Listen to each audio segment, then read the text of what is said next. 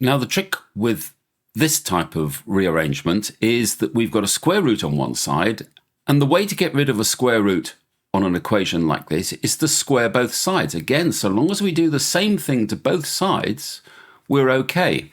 If we square this side, the square root just disappears. So therefore, I can say that x squared is equal to a over 3.